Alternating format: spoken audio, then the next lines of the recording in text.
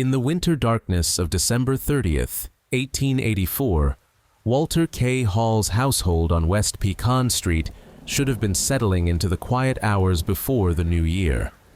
The insurance salesman and his family slept peacefully in their main residence, unaware that in the servants' quarters behind the house, something terrible had already begun. 25-year-old Molly Smith, who worked as a cook for the Hall family, lay in her small cabin with her boyfriend, Walter Spencer. Neither heard the intruder enter. Neither had time to scream before the axe came down. When morning light broke across Austin, Texas, investigators found Molly Smith's body in the snow near an outhouse, surrounded by a pool of blood so vast she appeared to be floating in it.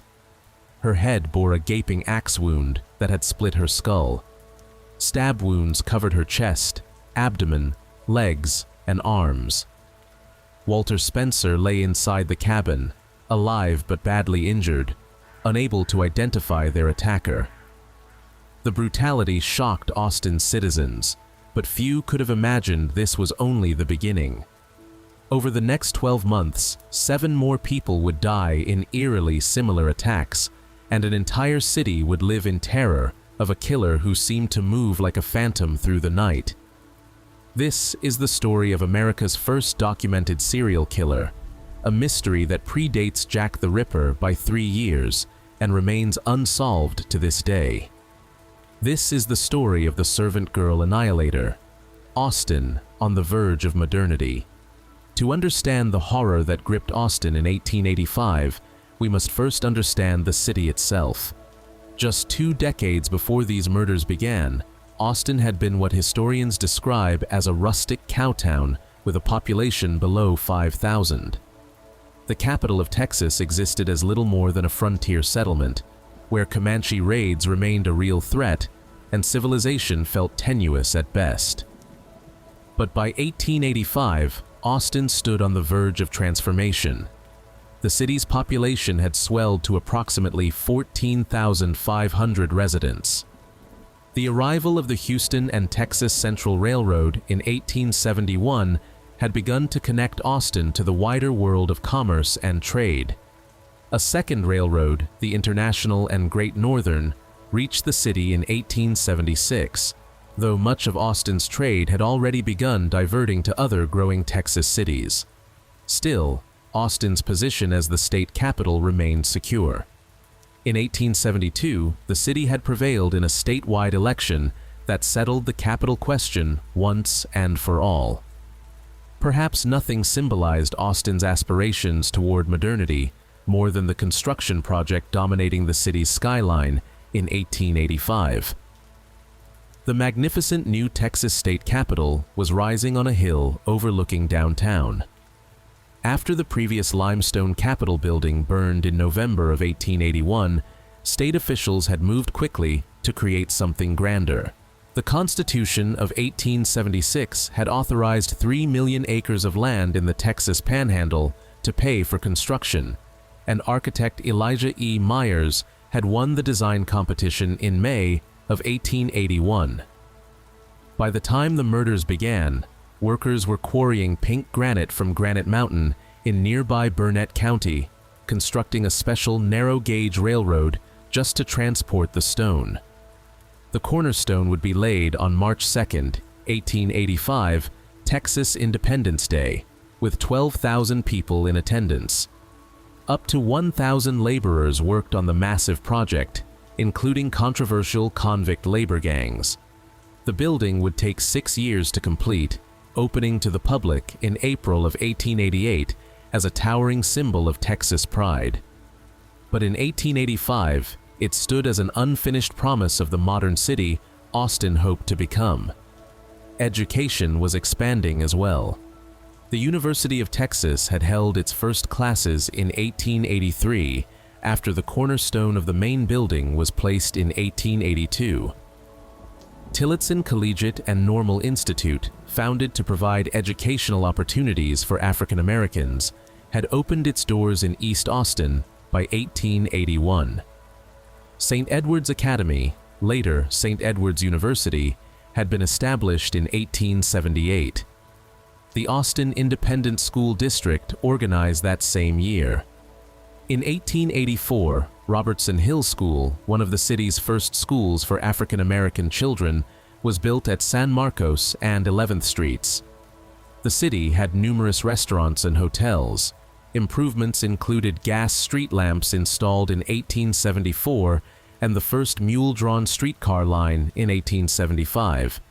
An elevated bridge spanned the Colorado River. Austin had, according to author Skip Hollandsworth in his book The Midnight Assassin, all the makings of an urban paradise. Yet beneath this veneer of progress, Austin remained a city deeply divided by race and class. The wounds of the Civil War and Reconstruction had not healed. Less than 20 years had passed since emancipation, and the social order that had existed under slavery had transformed into something new, but no less oppressive. The social landscape of post-Reconstruction. Austin African Americans made up a significant portion of Austin's population in 1885. During slavery, the city had held over 1,000 enslaved people by 1860. After emancipation, freedmen began establishing their own communities within and around Austin, including neighborhoods like Clarksville, Wheatville, Masontown, and Kitchenville. These communities represented the hopes and aspirations of people determined to build new lives in freedom. However, the end of Reconstruction in the 1870s had brought a rollback of many civil rights gains. The Constitution of 1876, the same one that authorized funding for the new Capitol building, also marked a return to democratic control by former slaveholders.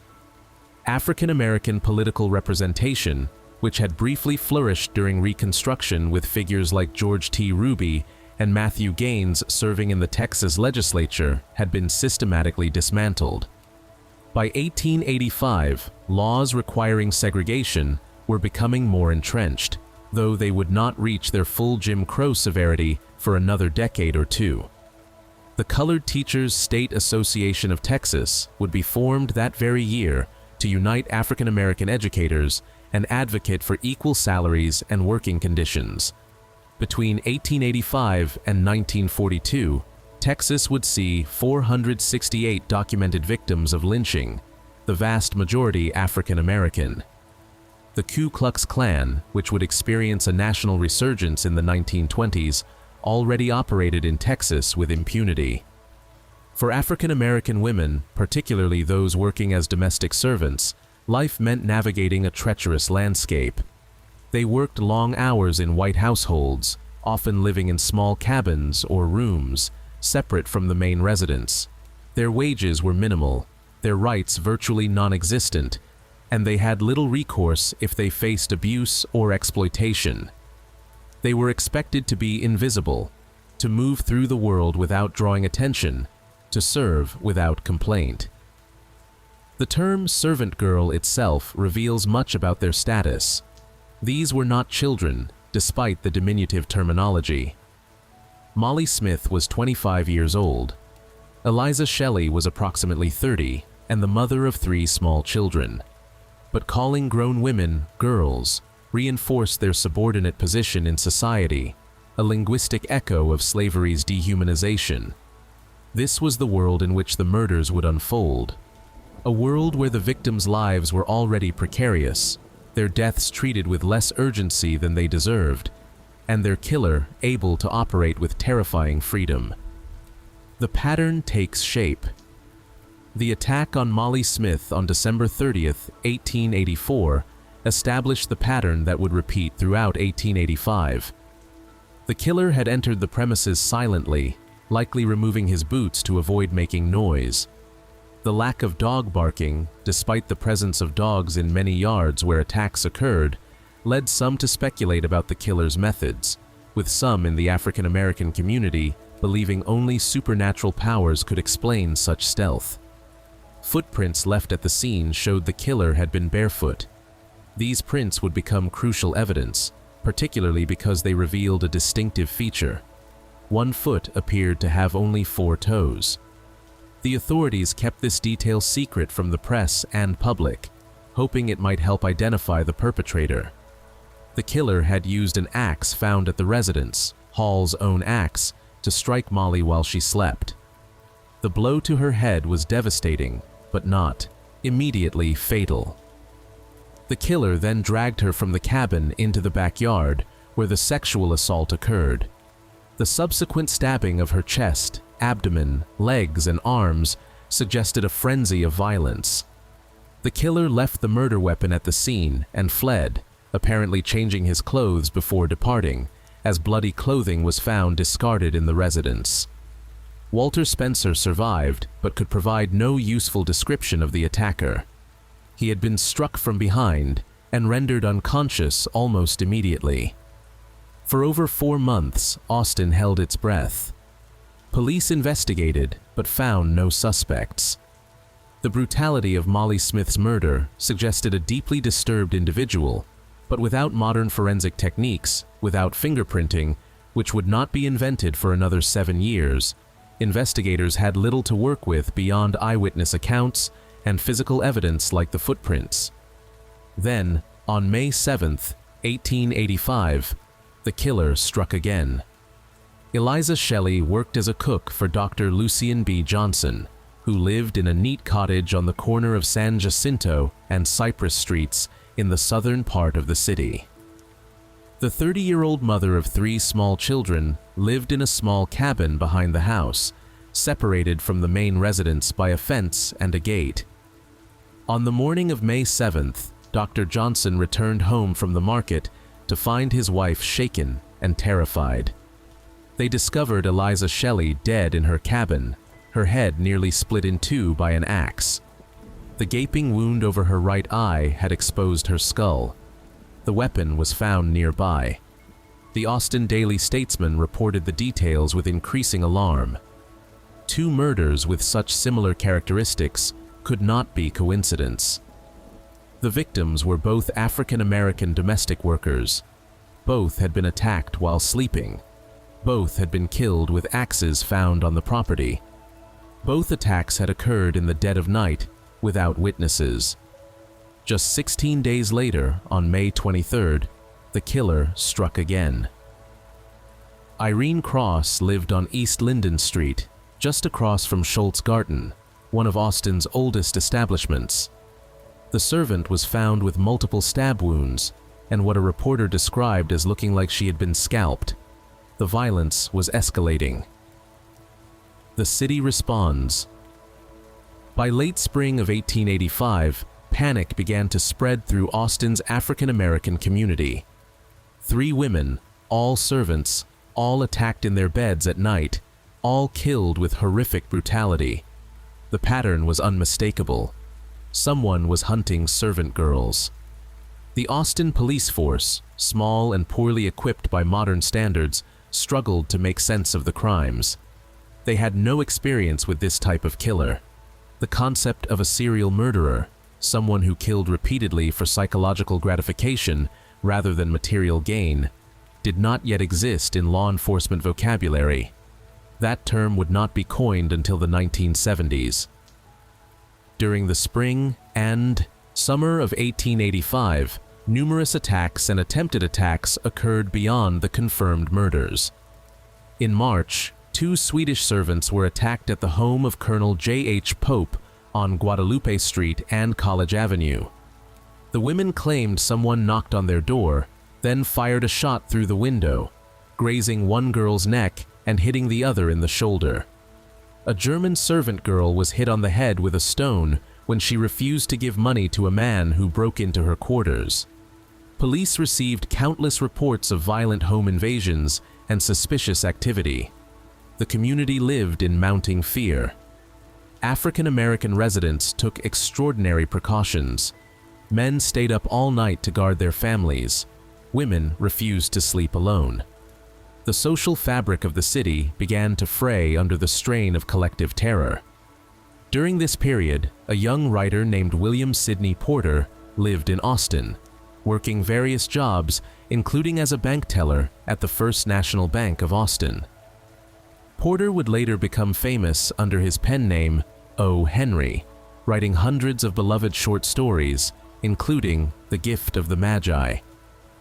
In May of 1885, Porter wrote a letter to his friend Dave Hall that would give the killer his enduring nickname. "Town is fearfully dull," Porter wrote, "except for the frequent raids of the Servant Girl Annihilators, who make things lively during the dead hours of the night." The phrase caught on immediately. The Servant Girl Annihilator. The name appeared in newspapers and spread through conversations across the city. Years later, Porter included the letter in his anthology, Rolling Stones, cementing the nickname in history. However, no contemporary newspaper at the time referred to the killer by this name, preferring instead the Servant Girl Murderer, or simply the Midnight Assassin. Porter's use of the plural, annihilators, may have reflected the confusion among authorities and citizens about whether one person or a group was responsible. Some theories suggested a gang of murderers. Others believed different perpetrators were responsible for different attacks. The lack of consistent witness descriptions fueled these speculations. It is worth noting that Porter himself would face legal troubles the following decade. In 1896, he would be accused of embezzling funds from the bank where he worked. Rather than face trial, he fled to Honduras, where he spent several months before returning when he learned his wife was dying. He was convicted and served time in federal prison in Ohio, where he began writing the stories that would make him famous. His connection to this dark chapter of Austin's history adds another layer of intrigue to an already complex story. The Summer and Fall Murders. On August 30th, 1885, the killer broke the pattern in a particularly horrifying way. The victim was 11-year-old Mary Ramey, who worked as a servant for Valentine O. Weed and lived on the property with her mother, Rebecca Ramey. The attack occurred on Guadalupe Street, near the grounds of the University of Texas, which had only recently begun holding classes. That night, the killer entered their quarters and struck Rebecca Ramey, rendering her unconscious. He then dragged young Mary Ramey outside to the backyard. She was raped and murdered. A sharp object was driven through her ear into her brain. Rebecca Ramey survived, but could provide no useful information about the attacker. The murder of a child sent shockwaves through Austin that transcended racial lines. This was no longer just about attacks on African American servant women. This was an attack on innocence itself. The brazenness of attacking a mother and child together, so close to the university grounds, demonstrated the killer's complete lack of fear. He operated with impunity. On September 28, 1885, the Annihilator struck twice in one night. The first victims were Gracie Vance, 20 years old, and her boyfriend Orange Washington, 25 years old. They were found dead at the residence of William B. Dunham on Guadalupe Street, near where the University of Texas Old Main Building stood. The Austin Daily Statesman reported that Gracie had been almost beaten into a jelly. Both victims had their heads bludgeoned. Orange Washington was male, and while he had been in a relationship with Gracie, he was not sleeping alone, which deviated from the usual pattern of targeting women in separate servant quarters. The attack occurred on what the Statesman described as a brilliant moonlight night on one of the principal avenues of the city and 100 yards from the university grounds, open and almost public. Two other servants, Lucinda Body and 17-year-old Patsy Gibson, were also attacked that night but survived their injuries. The scale of the violence suggested the killer was becoming bolder, more frenzied, perhaps losing whatever control he had once maintained. At this point, according to front-page articles in the New York Times, 400 men had been arrested during the course of the year on suspicion of being the Servant Girl Annihilator. All had been released. The powerful elected officials in Austin refused to believe that one person could be responsible for all these murders. Different theories proliferated. Some thought it was multiple killers. Others suspected organized crime. The African American community, as noted earlier, included those who believed the killer was a white man with supernatural powers that allowed him to become invisible. The city tripled the size of its police force. Citizens formed vigilance committees to patrol neighborhoods at night. A curfew was enacted. Saloons and other establishments that normally operated 24 hours a day were forced to close by midnight. Strangers were forced to identify themselves or be evicted from the city. Austin was transforming itself into a police state, desperate to stop the killings. Yet, the murders continued. Christmas Eve. The pattern breaks. On the night of December 24th, 1885, Christmas Eve, the Servant Girl Annihilator committed his final and most shocking attacks. For the first time, the victims were white women. Susan Hancock, 41 years old, and wife of Moses Hancock, 55, lived at East Water Street, also known as East 2nd Street. She was described by one newspaper reporter as one of the most refined ladies in Austin. That night, she was attacked while sleeping in one of her daughter's beds. Lena, 15, and Ida, 10, were away at a Christmas party. The killer struck Susan's head with an axe, fracturing her skull. A sharp, thin object was driven through her right ear into her brain, matching the signature seen in several previous murders. Her body was dragged outside into the backyard. Moses Hancock, 55 years old, heard the disturbance and came upon the horrific scene in the backyard. He saw a figure standing over his wife and threw a brick at the attacker. The intruder fled, jumping over a fence into the alley. Moses ran to the east side of the house to cut him off, but the killer had vanished. Susan Hancock survived the initial attack, but succumbed to her severe wounds on December 28, 1885, 4 days after the attack. The location would later become the site of the San Jacinto Center office building. Almost immediately after Susan's death, police suspected Moses Hancock himself. After all, husbands were often responsible for their wives' deaths. He was arrested and charged with murder. Hours later, on the other side of downtown near present-day Austin Central Library, 17-year-old Eula Phillips was found murdered in her in-laws' backyard at San Jacinto Boulevard near East 8th Street. Eula was described as one of the prettiest women in Austin. She was the mother of a 1-year-old son named Thomas and was married to 24-year-old James Phillips Jr. James Phillips was also attacked that night and survived with serious wounds. Like Moses Hancock, he quickly became a suspect in his wife's murder. James Phillips was arrested, tried, and convicted. Witnesses testified that he had repeatedly said he would kill Eula if he ever found her to be unfaithful, and that he was prone to violent outbursts. However, the conviction was later overturned due to insufficient evidence. The Christmas Eve murders changed everything. When the victims had been African American servants, the white establishment of Austin had been concerned but not frantic. The murders were terrible, yes, but they happened to people on the margins of society. The investigation proceeded, but without the urgency that might have been shown if the victims had been white women of standing.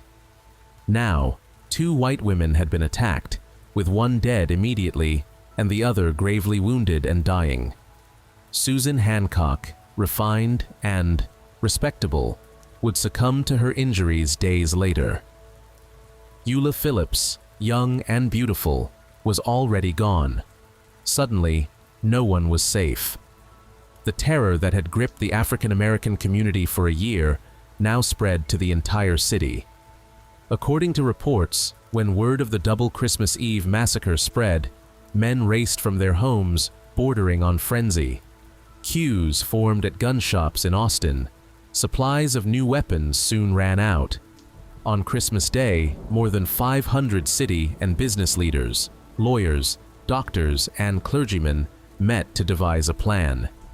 Suggestions ranged from lighting the entire city at night with bright lamps to setting off fire alarms when an attack occurred so that the armed citizenry could immediately hunt the killer. Some wanted sentinels posted around city borders to prevent anyone from entering or leaving. A reward of $3,000 was offered for information leading to the killer's capture. The city was flooded with private investigators, detectives, and police from other cities, all determined to solve the case and claim the reward.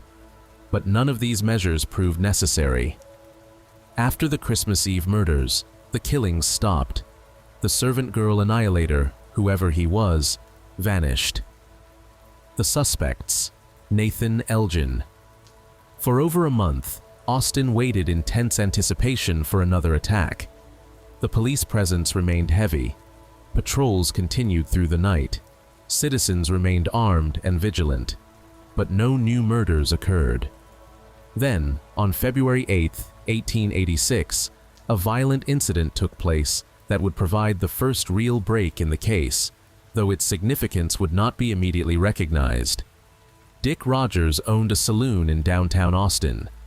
That evening, a 19-year-old African-American man named Nathan Elgin entered the establishment, visibly drunk.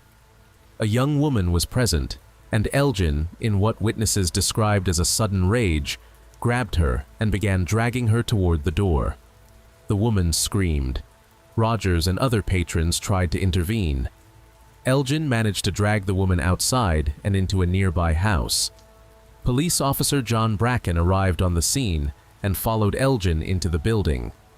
When Bracken separated Elgin from the woman, the young man pulled a knife and threatened the officer. Bracken had no choice but to shoot. The bullet lodged in Elgin's spine, causing immediate paralysis of his legs. Nathan Elgin died the following day, February 9, 1886, from his injuries. During the autopsy, doctors made a remarkable discovery. Nathan Elgin was missing the little toe on his right foot. He had a distinctive four-toed footprint.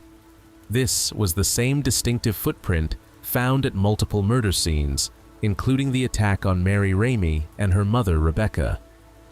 The authorities had kept this detail secret for months, hoping it would help identify the killer. Now they had a potential match, but the suspect was dead.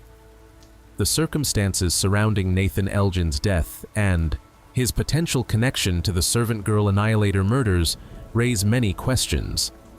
Research by J.R. Galloway, a historian and employee of the University of Texas Libraries who has extensively studied the case, reveals some crucial details about Elgin's life.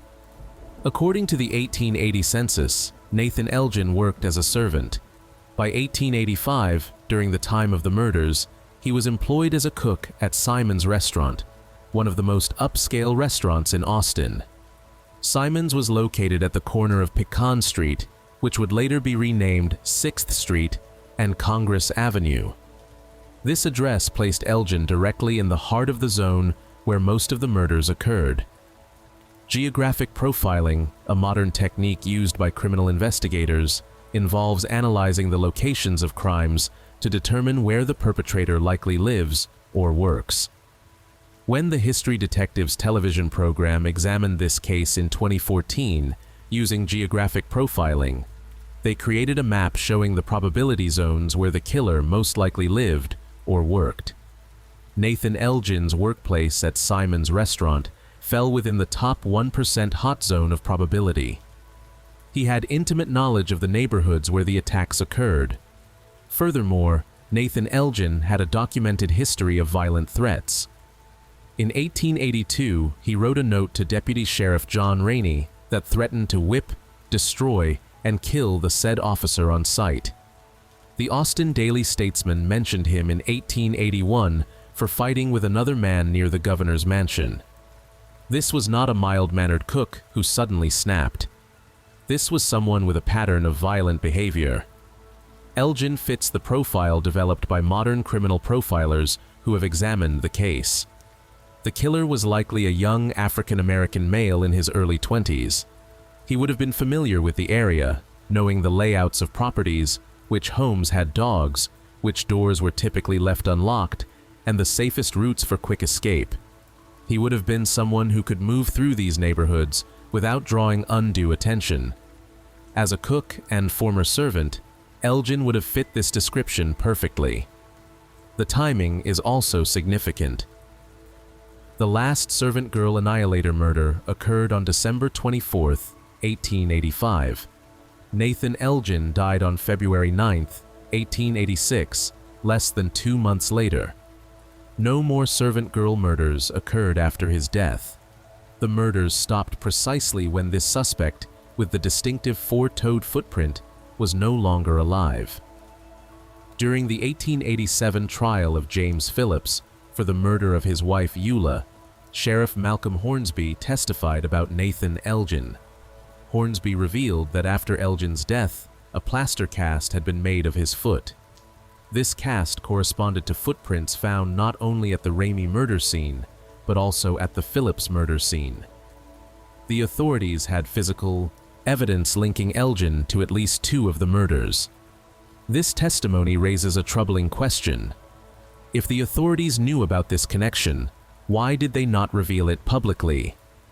Why did they allow Moses Hancock and James Phillips to be tried for murders that might have been committed by Nathan Elgin? The answer likely lies in the complex racial and political dynamics of Austin in 1886. By the time Elgin died, the city was in chaos. 2 white women had been murdered on Christmas Eve. The white community demanded justice. Arresting the husbands of the victims, both white men, allowed authorities to claim they had solved those cases. Revealing that a young black man might have been responsible for the murders of white women could have sparked riots or vigilante violence. Moreover, what if Elgin was not the killer? What if the authorities announced they believed he was responsible, only for another murder to occur afterward? Better to wait and see if the murders continued. They did not. The murders never resumed. This led some contemporaries and later historians to conclude that Nathan Elgin was indeed the Servant Girl Annihilator. J.R. Galloway, whose book, The Servant Girl Murders, compiles over 100 newspaper articles from the 1880s documenting the crimes, states his opinion clearly. Nathan Elgin was most likely the killer. The evidence supporting this theory includes the distinctive four-toed footprint matching Elgin's, his geographic proximity to the crime scenes, his knowledge of the area and the servant community, his documented history of violent behavior, and the abrupt cessation of murders after his death. From a modern forensic perspective, these pieces of circumstantial evidence form a compelling case. However, the case was never proven in court, and Elgin died before he could be questioned about the murders. The mystery, officially, remains unsolved. The suspects. Maurice the Malaysian cook. Nathan Elgin was not the only suspect in the Servant Girl Annihilator case.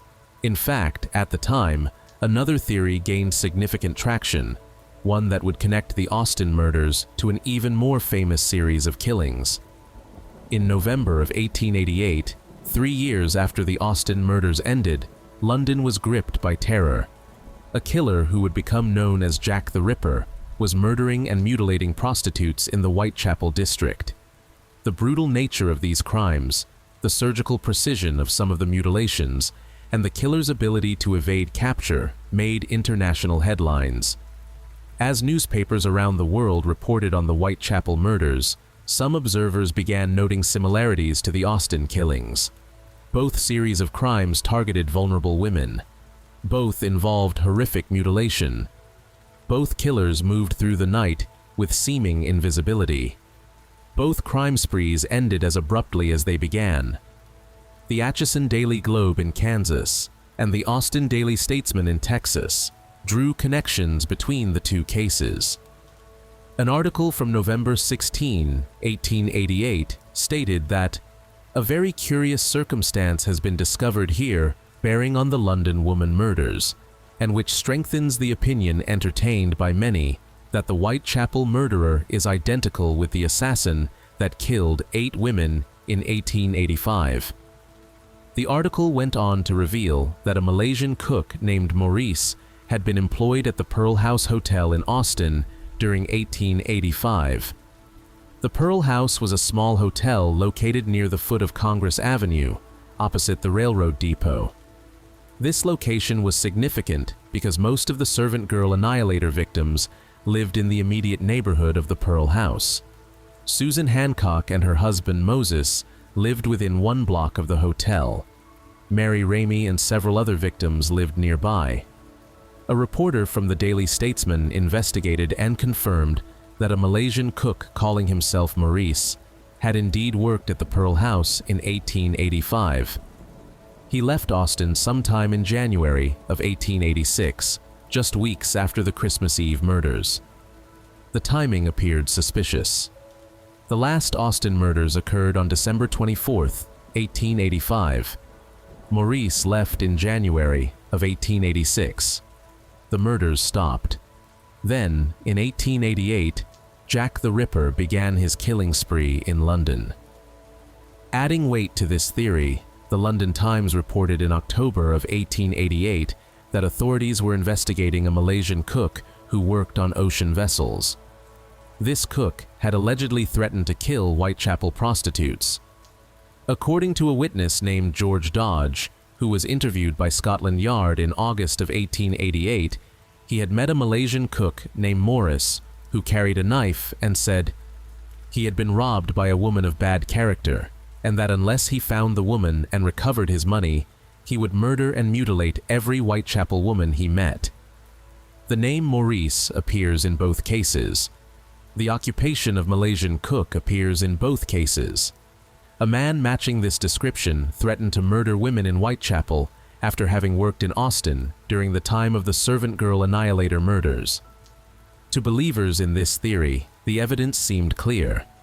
Maurice left Austin bound for ocean work, eventually making his way to London, where he continued his killing spree as Jack the Ripper. This theory has several strengths that make it worth considering. It offers an explanation for why the Austin murders stopped so abruptly.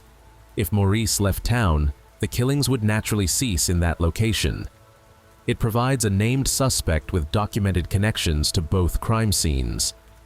The timing aligns remarkably well, with Maurice departing Austin in January 1886 and Jack the Ripper beginning his London killings in 1888. The methodology, while not identical, shares enough similarities to warrant attention. However, evaluating this theory against the available evidence reveals significant weaknesses. First, the name Maurice may have been an alias, or, given the commonality of the name among Malaysian sailors of that era, could refer to multiple individuals rather than a single person. Second, while the crimes share surface-level similarities, deeper analysis reveals important differences. The Jack the Ripper murders emphasized surgical mutilation of specific body parts and the removal of internal organs, suggesting someone with anatomical knowledge. The Austin murders, in contrast, centered on blunt force trauma to the head and sexual assault, with mutilation that appeared more frenzied than calculated. Third, many suspects were proposed for the Jack the Ripper murders over the decades, and the Malaysian cook theory represents just one of dozens that have been suggested, none proven. Author Shirley Harrison proposed yet another candidate in her book, Jack the Ripper, The American Connection. She argues that Liverpool cotton merchant James Maybrick was both the Servant Girl Annihilator and Jack the Ripper. According to purported journals attributed to Maybrick, which included confessions of killing prostitutes and a page signed Jack the Ripper, he was in Austin on the dates the Annihilator murders occurred. Maybrick died, likely of arsenic and strychnine poisoning possibly administered by his wife, in May of 1889, after both series of murders ended. However, the authenticity of the Maybrick journals remains highly disputed, with many scholars considering them forgeries.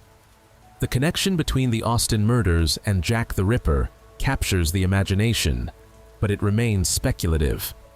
What we can say with certainty is that someone named Maurice, a Malaysian cook, worked at the Pearl House Hotel in Austin during 1885 and left in January of 1886. We can also say with certainty that London authorities investigated a Malaysian cook as a possible Jack the Ripper suspect. Whether these are the same person, and whether that person committed murders in both cities, remains unproven. The investigation and its failures. The investigation into the Servant Girl Annihilator murders revealed serious deficiencies in law enforcement capabilities of the era. The Austin police force was small, underfunded, and lacked training in criminal investigation techniques that we now consider basic. Forensic science as we know it did not exist. Fingerprinting would not be developed until 1892. Blood typing would not be discovered until 1900. DNA analysis was decades away. Crime scene photography was in its infancy. The tools available to investigators were limited to physical evidence like footprints, eyewitness testimony, and logical deduction. The authorities made several crucial mistakes. First, they failed to share all details of the crimes with the public or the press, claiming this secrecy would help catch the killer. While keeping certain details confidential can be useful in eliminating false confessions and identifying the true perpetrator, in this case, it may have prevented citizens from providing useful information. The press complained repeatedly about the secrecy surrounding the murder inquests. Second, the investigation suffered from racial bias. When African American women were being killed, the investigation proceeded without the urgency it deserved. Resources increased dramatically only after white women were murdered. The quick arrest and trial of Moses Hancock and James Phillips, the husbands of the white victims, suggests authorities were more interested in appearing to solve those cases than in finding the actual killer. Third, the authorities pursued hundreds of false leads and arrested 400 men over the course of 1885, releasing all of them. This scattershot approach wasted resources and failed to focus on the most promising suspects. Fourth, even when compelling evidence emerged, such as the match between Nathan Elgin's four-toed footprint and prints found at crime scenes, authorities chose not to reveal this information. During James Phillips's trial, the prosecution tried to claim that a normal footprint had been found at the Phillips crime scene, when Sheriff Hornsby later testified that the footprint actually showed a missing toe, matching Elgin's foot. This suggests either incompetence or a deliberate attempt to convict Phillips despite evidence suggesting another perpetrator. The December 26, 1885 issue of the New York Times reported that the murders were committed by some cunning madman who is insane on the subject of killing women. This was perhaps the closest contemporary observers came to understanding they were dealing with what we would now call a serial killer, someone driven not by rational motives like robbery or revenge, but by psychological compulsion. Eyewitness accounts proved frustratingly inconsistent. The killer's complexion was variously described as white, dark, yellow, meaning a light-skinned black person or mixed-race person, or even wearing lampblack to disguise his appearance. Some witnesses said he wore a dress and hat. Others described him as a man in regular clothing. Some reports claimed he acted alone, while others suggested he had accomplices or belonged to a gang. These contradictions suggest either multiple perpetrators, unreliable witnesses influenced by their own biases and fears, or witnesses who simply could not get a good look at the killer in the dark. The lack of consistent descriptions made it nearly impossible to identify suspects based on appearance. The African American community developed its own theories, some rooted in rational analysis and others in supernatural belief. The fact that dogs did not bark during many of the attacks seemed inexplicable. How could someone enter a property, commit a brutal murder, and leave without the dogs raising an alarm? Some believed only magic could explain this. Others suspected the killer might have been familiar to the dogs, suggesting he lived or worked in these neighborhoods, and the dogs knew him. This latter theory actually aligns with modern profiling. Serial killers often operate in areas familiar to them, what criminologists call their comfort zone. Nathan Elgin, working as a cook and former servant in the neighborhood, would have been familiar to many residents and their animals. Maurice, working at the Pearl House Hotel in the heart of where many victims lived, would similarly have been a known presence. Psychological profile of the killer. While the term serial killer did not exist in 1885, modern criminal psychology can help us understand what type of person committed these murders. Based on the evidence, we can construct a profile. The killer was likely male, based on the physical strength required to overpower victims, drag them outside, and inflict such devastating wounds. The killer was likely young, probably in his late teens to mid-20s. This age range fits with the physical demands of the crimes and the impulsive, rage-driven nature of the attacks. The killer had intimate knowledge of the neighborhoods where the attacks occurred. He knew which homes had servant quarters separate from the main house. He knew which yards had dogs. He knew the layout of properties and the best escape routes. This suggests he lived or worked in the area. The killer was likely someone who could move through these neighborhoods without drawing suspicion. A young black man in a neighborhood with many black servants would not have seemed out of place. This is one reason Nathan Elgin fits the profile well. The killer chose vulnerable victims, people on the margins of society who lived in isolated quarters separate from main houses. 5 of the 8 victims were African American women working as servants. 1 was an 11-year-old child. The 2 white women killed on Christmas Eve were not servants, suggesting either an escalation in the killer's boldness or possibly different perpetrators for those attacks. The sexual nature of most of the attacks indicates a psychosexual motive. The killer was not robbing these victims. Money and valuables were left at the scenes. The motivation was violence itself, combined with sexual assault. This pattern is consistent with what we now call a disorganized serial killer, someone driven by compulsion rather than careful planning. The disorganized classification, developed by FBI profilers in the late 20th century, describes killers who act impulsively, attack victims of opportunity, use weapons found at the scene rather than bringing their own, and leave evidence behind. The Servant Girl Annihilator fits this profile almost perfectly. He used axes found at the properties. He left footprints and clothing. He did not take trophies or attempt to hide the bodies. The attacks seemed driven by sudden rage rather than careful premeditation. However, the killer also showed some signs of organization. He removed his boots to move silently, suggesting forethought. He changed clothes before leaving some scenes, indicating awareness of the need to avoid detection. He struck during the darkest hours of the night and chose victims who were isolated and vulnerable.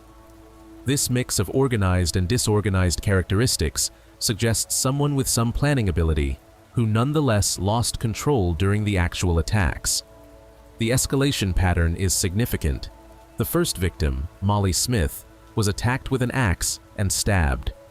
Subsequent victims suffered increasingly severe mutilation. By the time of the Vance and Washington murders, victims were described as beaten into jelly. The killer was not satisfied. Each attack needed to be more violent than the last. This escalation is typical of serial killers whose psychological needs intensify over time. The pause between December 30th, 1884 and May 7th, 1885 might indicate several things. The killer might have left Austin temporarily. He might have been deterred by increased police presence after the first murder. Or the psychological pressure that drives such killers might have temporarily subsided, only to build again until he felt compelled to kill once more. The abrupt cessation of murders after Christmas Eve 1885 suggests either the killer died, was imprisoned for another crime, or left Austin permanently. Nathan Elgin's death in February 1886 fits the first scenario. Maurice's departure to work on ocean vessels fits the third. The victims, remembering their names. In discussing the investigation and theories, it is essential that we remember the human cost of these crimes. 8 people lost their lives. Others were severely injured. Families were shattered. A community lived in terror. Molly Smith, 25 years old, was the first victim. She worked as a cook for the Hall family. She had a boyfriend, Walter Spencer, who survived the attack but lived with the trauma of that night. Molly's life was cut short just days before the new year, her body left in the snow. Her dreams of whatever future she hoped for extinguished by senseless violence. Eliza Shelley, approximately 30 years old, was a mother of 3 small children. She worked as a cook for Dr. Lucien B. Johnson and his family. When she was murdered, her children lost their mother. Who cared for them afterward? Who held them as they cried? Who explained why their mother would never come home? The historical record does not tell us. Irene Cross lived near Schultz Garten on East Linden Street. Her murder in late May was so brutal that a reporter said she appeared to have been scalped. She too was a servant, a human being reduced in contemporary accounts to her occupation rather than honored for who she was. Mary Ramey was 11 years old, a child. She lived with her mother, Rebecca, and worked as a servant for Valentine O. Weed. On the night of August 30th, 1885, the killer attacked her mother and dragged Mary outside. The rape and murder of this child represents perhaps the most horrific of all these crimes. Rebecca Ramey survived but had to live with the knowledge that she could not protect her daughter. Orange Washington, 25 years old, was the only male victim definitively attributed to the Servant Girl Annihilator. He was killed alongside his girlfriend, Gracie Vance, who was 20 years old. They died together on September 28, 1885. Both had their heads bludgeoned. Their relationship, whatever dreams they shared, ended in violence. Susan Hancock, 41 years old, was described as one of the most refined ladies in Austin. She was the wife of Moses Hancock and had 2 daughters, Lena, 15, and Ida, 10. She was attacked while sleeping in one of her daughter's beds on Christmas Eve, while the girls were away at a party. Moses heard the struggle and scared the intruder away by throwing a brick, but Susan had been grievously wounded. She died from her injuries on December 28, 1885. Her husband was arrested and tried for her murder, adding injustice to tragedy. Eula Phillips, 17 years old, was one of the prettiest women in Austin according to contemporary accounts. She was married to James Phillips Jr. and had a 1-year-old son named Thomas. Some sources suggest she may have been a prostitute, with rumors that several Austin politicians were among her clients. Whether or not this was true, she was a human being who deserved to live. Her husband was convicted of her murder and later had the conviction overturned. Their son grew up without a mother. These were real people. They had families, friends, hopes, fears, and dreams. They laughed and cried and loved and lived until someone took those lives from them. In discussing the mystery of who killed them, we must never lose sight of the fundamental injustice of their deaths. The aftermath and legacy. The Servant Girl Annihilator murders left deep scars on Austin. The city that had been on the verge of modernity in 1885 found itself known instead for horror. Skip Hollandsworth notes in The Midnight Assassin that the city's growth was halted by the reputation it acquired because of these crimes. Austin had hoped to rival other Texas cities economically. Instead, it became known as the place where a killer stalked the night. The social impact was profound. The African American community, already living under oppressive conditions, experienced the murders as confirmation that their lives were not valued by the white establishment. The investigation only became truly urgent when white women died.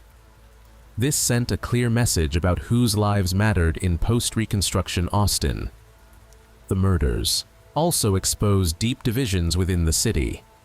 The rush to arrest and convict Moses Hancock and James Phillips despite evidence suggesting another perpetrator, revealed how quickly the justice system could become a tool of politics rather than truth. Both men had their lives destroyed by accusations that may well have been false. For decades, the murders remained a topic of whispered conversation in Austin. The billboard that advertised for information about the crimes became a landmark. People would drive past and point, telling their children about the Servant Girl Annihilator. The murders became part of the city's folklore, a dark chapter in its history. In the 20th century, interest in the case periodically resurfaced. Researchers like J.R. Galloway compiled newspaper accounts and archival materials, preserving the historical record for future study. Skip Hollandsworth's book, The Midnight Assassin, published in 2016, brought renewed attention to the case and became a New York Times bestseller. In 2014, PBS's History Detectives program devoted an episode to the murders, using modern forensic techniques like geographic profiling to analyze the evidence. Their investigation pointed to Nathan Elgin as the most likely suspect, though they acknowledged the case remains officially unsolved. The connection to Jack the Ripper, whether real or coincidental, kept the Austin murders in the public consciousness. True crime enthusiasts and ripperologists, people who study the Whitechapel murders, continue to debate the possible links between the two cases. In 2022, the Drag Audio Production House published a 4-part podcast series called Devilish Deeds, exploring the murders and theories surrounding the killer or killers.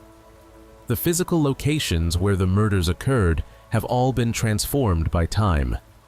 Where Molly Smith was killed, a Whole Foods market now stands at 6th Street and Bowie Street, the former Pecan Street. The Lucien Johnson house where Eliza Shelley was murdered has been replaced by modern development on East 3rd Street and San Jacinto Boulevard. The site where Susan Hancock died is now occupied by the Four Seasons Hotel Austin. The Austin Central Library stands where Eula Phillips took her last breath. These modern structures have no connection to the horrors that occurred on their grounds over a century ago. But the past remains, buried beneath the present, a reminder of the city's dark history. Modern perspectives on an old case. Looking at the Servant Girl Annihilator case through a modern lens reveals both how far criminal investigation has advanced and how some fundamentals remain unchanged. Today, a case like this would be handled very differently. Crime scene investigators would photograph and document every detail. Forensic specialists would collect trace evidence like hairs, fibers, and biological samples for DNA analysis. Medical examiners would perform detailed autopsies, looking for patterns that might reveal information about the killer. Profilers would create psychological portraits of the perpetrator. Geographic information systems would map the crimes to identify patterns and hot zones. The distinctive four-toed footprint that proved so crucial in 1885 would be preserved in casts and photographs, analyzed for gait and weight distribution. The murder weapons would be tested for fingerprints and blood spatter patterns. Investigators would create detailed timelines of each victim's last hours, looking for connections and patterns. Social media and modern communication would allow police to instantly alert the public to be on watch. Witnesses could be shown photos of suspects. Security cameras, omnipresent in modern cities, might have captured the killer coming or going. Yet some aspects would remain challenges even today. Serial killers who operate in vulnerable communities, targeting people on the margins of society, can still evade capture for extended periods. The Green River Killer operated for years in the 1980s and 90s, targeting sex workers in Washington state. The Long Island serial killer remains unidentified despite operating in the 2000s and 2010s. When victims are people whose disappearances are not immediately reported, when they live on the edges of society where no one is watching, when systemic inequalities mean their lives receive less protection and their deaths less investigation, even modern forensics cannot guarantee swift justice. This is one of the most troubling lessons of the Servant Girl Annihilator case. The murders were solvable. The distinctive footprint evidence, the geographic clustering of the crimes, the eventual death of a suspect with the matching footprint shortly after the murders ceased, all pointed toward Nathan Elgin. Yet authorities chose not to pursue this lead publicly, perhaps for political reasons, perhaps because they doubted their evidence, perhaps because the lives of African American servants simply mattered less than maintaining social order. The question of multiple killers. One theory that has never been fully resolved is whether all 8 murders were committed by the same person. Some aspects of the crimes suggest different perpetrators might have been responsible for different attacks. The murders of Susan Hancock and Eula Phillips on Christmas Eve differed in several ways from the earlier attacks. Both victims were white women of higher social standing. Both were attacked in their own homes rather than in separate servant quarters.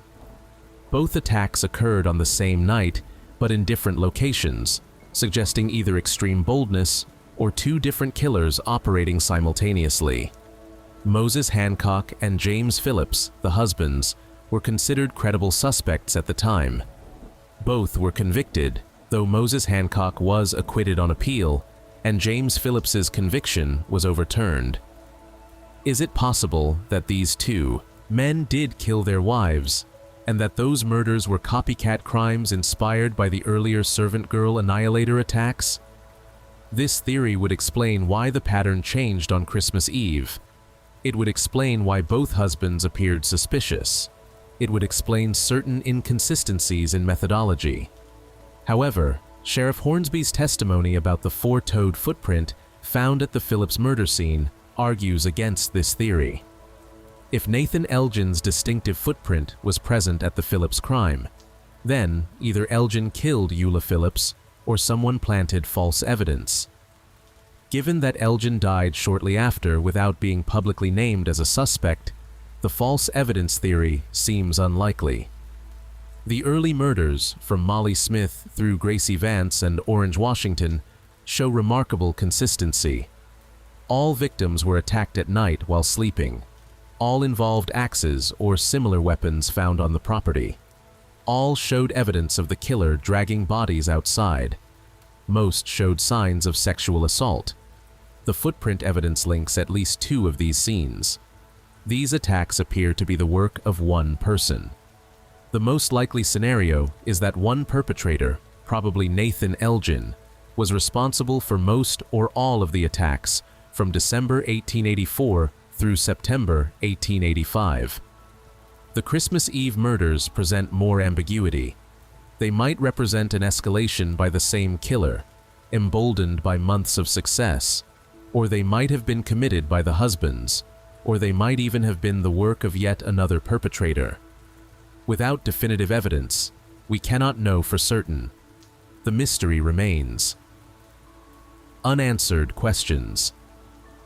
Even if we accept Nathan Elgin as the most likely Servant Girl Annihilator, many questions remain unanswered. What drove a 19-year-old cook to commit such horrific acts? Was there sexual or physical abuse in his past that created this monster? Did he suffer from mental illness? Was he under the influence of alcohol or drugs during the attacks? Why did he choose these particular victims?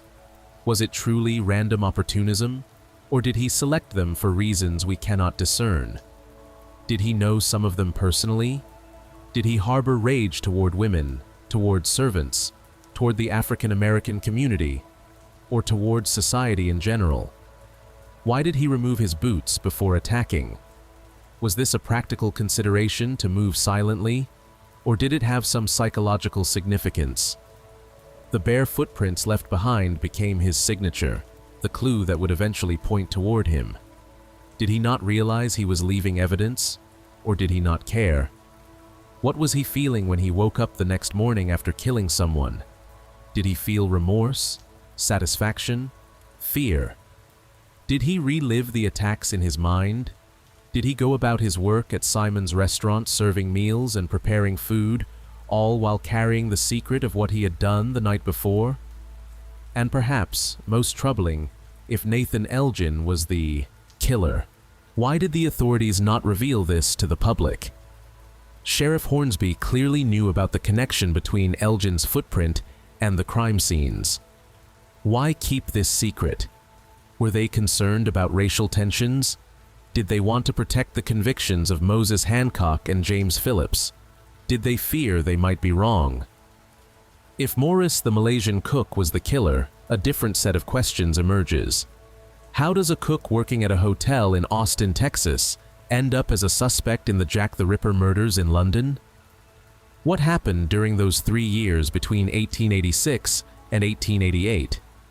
Did he continue killing in other locations? Or were there 2 different men named Maurice, one in Austin and one in London, and the connection is purely coincidental? These questions may never be answered. Too much time has passed.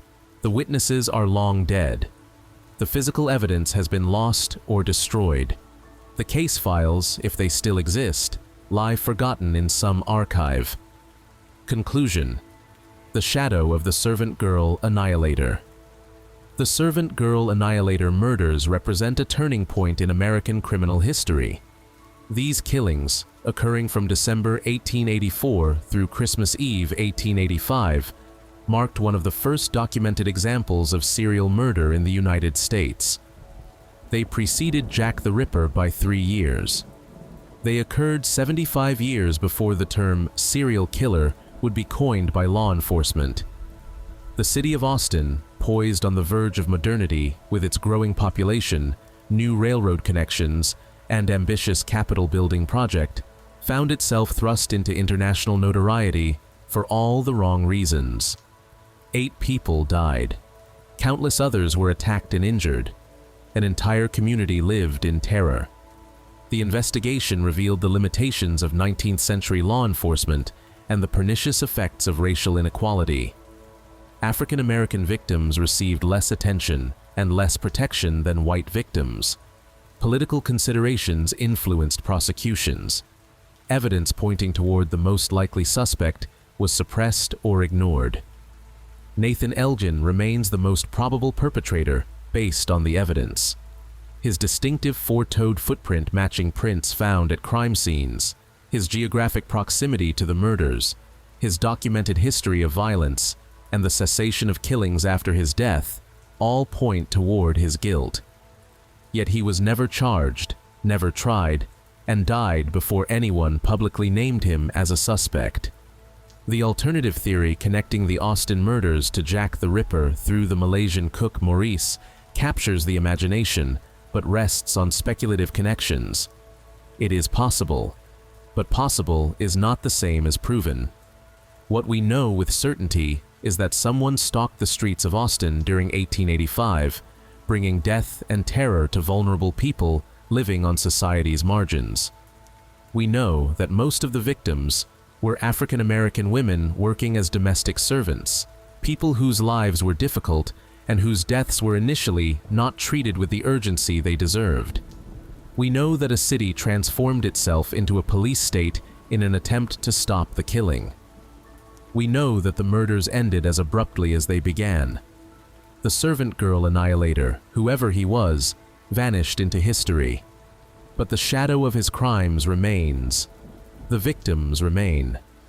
Molly Smith and Eliza Shelley and Irene Cross and Mary Ramey and Orange Washington and Gracie Vance and Susan Hancock and Eula Phillips deserve to be remembered not just as victims of a sensational unsolved mystery, but as people who lived and loved and mattered. Today, where modern buildings stand, where people shop and work and go about their lives, the past lingers. Austin has grown into a thriving city of nearly 1 million people. The dark year of 1885 has faded into history, known mostly to true crime enthusiasts and local historians. But the story serves as a reminder of how far we have come in criminal investigation, how far we still must go in ensuring justice for all people, regardless of race or social standing, and how the most terrifying monsters are not supernatural creatures, but human beings capable of unspeakable acts. The case remains officially unsolved. The file, if it exists, remains open. The Servant Girl Annihilator kept his secret, carrying it to whatever grave he found, whether in Austin in February 1886, or in London after the Jack the Ripper murders ended, or somewhere else entirely. 3 years before Jack the Ripper made headlines around the world, Austin, Texas, faced its own nightmare. The city survived. The victims did not. Their stories, told and retold over more than a century, remind us that every unsolved murder represents not just a mystery, but a life cut short, a family destroyed, and justice denied. If you found this story compelling, please consider subscribing to Lore 2 Mystery. We delve deep into forgotten tragedies and unsolved cases from American history, bringing you thoroughly researched, comprehensive explorations of mysteries that deserve to be remembered. Hit that like button, leave a comment with your thoughts on who you think the Servant Girl Annihilator really was, and share this video with anyone interested in true crime history. Until next time, remember that the past is never truly past, and the shadows of history still have stories to tell.